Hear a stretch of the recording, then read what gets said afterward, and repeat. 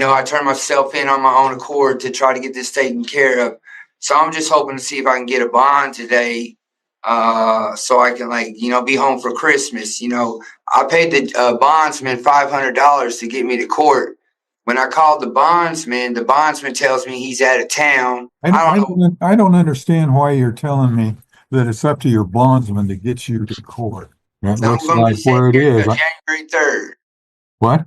I'm going to be sitting here till January 3rd after I've been sitting in jail 10 days. This judge is about to decide if this guy gets to go home for Christmas or if he's spending it in jail. The guy is in custody for a theft he committed 4 years ago, and even though he turned himself in 10 days ago, he skipped court the first time, so they denied him bond. The whole thing here is very, very tense because you can feel the weight of this decision in the courtroom here. I'm not too sure where to stand on this one. I don't know if the judge is right or wrong in his decision. Do you guys think he deserves to go home, or should the judge keep locked up? Let me know in the comments, and if you enjoy content like this, make sure to like and subscribe. Let's go ahead and dive in here. How you doing today? Fine. Are you Mr. Kelly? Yes, sir. All right. I'm Judge Sanders. We're just having a docket call today. That's the purpose of this. And what it is, Mr. Kelly, is that's a 2020 case that you had. And apparently, the state is requesting that your probation on that case be revoked, and that you. Yes, sir. So, I bonded out on that case, correct? And I paid the bondsman $500 to get me to court.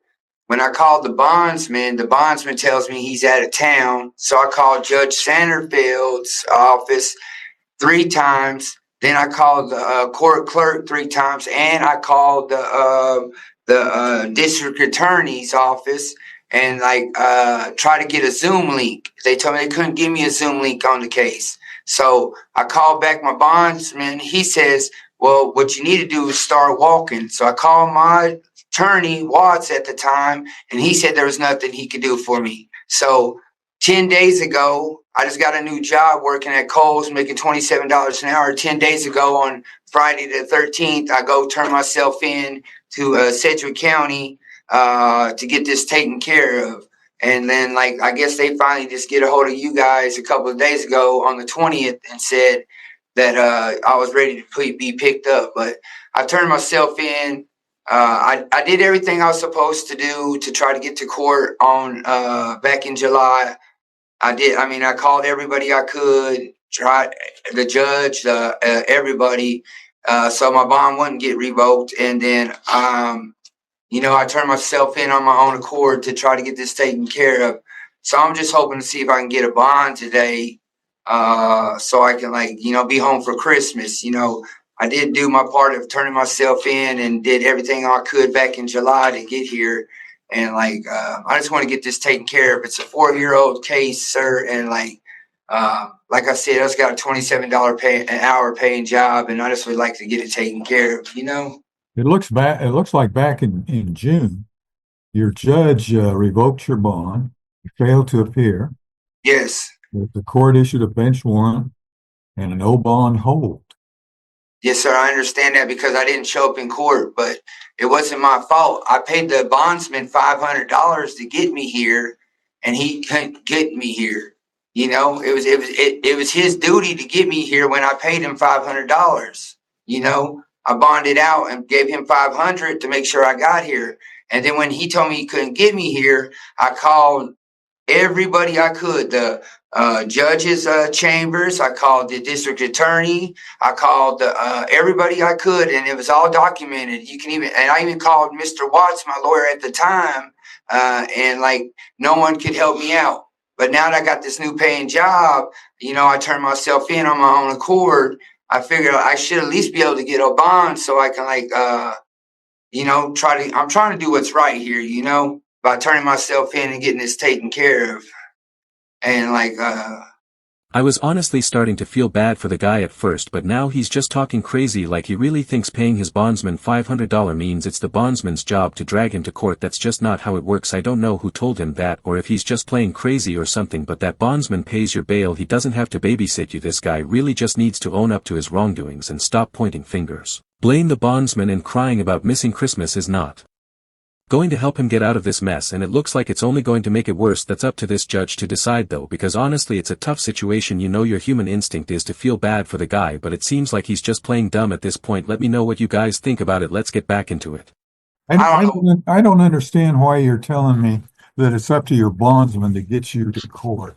Well, I paid him $500 to make sure I got here. How much was your bond? $5,000.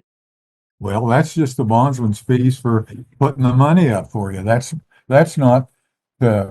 I figured that's the, well, That's not ain't to it their pick you job up to and make sure I haul you get to here? court. Ain't it their job to make sure I get to court though? No, not unless you got some special arrangement with him, and that's nothing that the court has to do. And that's just his fee to make a bond for you, so that you don't have to put up any money. Well, all right. In any event, Judge Satterfield has set that as a no bond hold. She wants to see you before she'd even consider bond, and I'm not going to do a sideways appeal on this and overrule her. So I can't get no bond? Nope, no bond. Now, what they have done is give you a special setting, expedited hearing on your case. And this is for bond revocation. And it's at 1:30 on January the 3rd. And that's to be in person.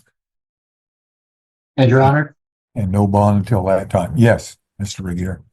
based off of the state's information, that is a 1 o'clock setting, but I believe it is an in-person setting on January 3rd.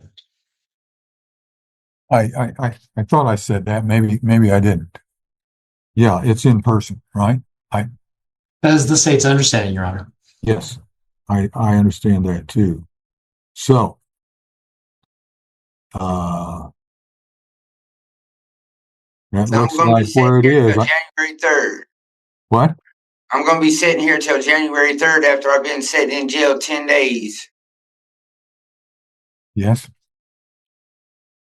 Well, then I suggest that you do. I take it that you don't have money for a lawyer, and Mr. Watts had previously represented you. Is that correct? Yes, sir. Okay. What you might do, because at this point, I'm going to go ahead and reappoint him for you, is you might get a hold of him and see. Ain't no way of getting a hold of him. I've been trying to get a hold of him for a week. You have his number? Yeah, I got his number. My wife got his number. My mom got his number. We all been trying to get a hold of him for a week. I've been sitting in Sedgwick County Jail for a week. Well, I'd suggest that maybe you try to give him a call this afternoon. If any event, How's that going to help me any? well, he could maybe file an emergency motion with Judge Satterfield, because I'm not going to overrule another judge here on that. All right, so I guess we done here then. Yeah. Okay. All right. Thank you. You're excused. Your Honor, could you repeat the time for the January 3rd date, Yes. please? It's January the 3rd at 1 p.m. and she wants that in person. So I take it that means he needs to be at the courthouse in court. Do you guys think the judge made the right call here? Personally, I do. I mean, yeah, staying in jail over Christmas would suck, but that's the reality. When you're out here stealing stuff, actions do have consequences still, and this guy made his choices, so I think it was deserved. And on top of that, he was crying the whole time too. I mean, he was acting like it was the bondsman's job to get him to the court after he skipped his court date, and that's just not how it works. You know, the guy messed up. You should face the music here. It really just seems like this guy needs to grow up, because he's just over here crying. And the one part where I thought he was lying is when he said he had a $27 an hour paying job at Coase. I just don't think they pay that much, honestly. I mean, somebody can correct me if I'm wrong here, but it seems like he was lying about his job. I mean, I don't think you just start out getting paid $27 an hour. I don't know how the judge didn't catch that, but either way it doesn't matter, and the judge also made the right decision here. I really respect him for, putting his foot down here. The law is clear, and if you miss a court date, you're violating the terms of your bond. You can't just shrug it off. I think the verdict was pretty fair, but if you guys enjoyed this breakdown of this court hearing, make sure to hit that like button and subscribe for more content just like this. Let me know in the comments what you guys thought about this court hearing. Did the judge get it right or should he have decided differently? Let me know. Thank you guys so much for watching and take care.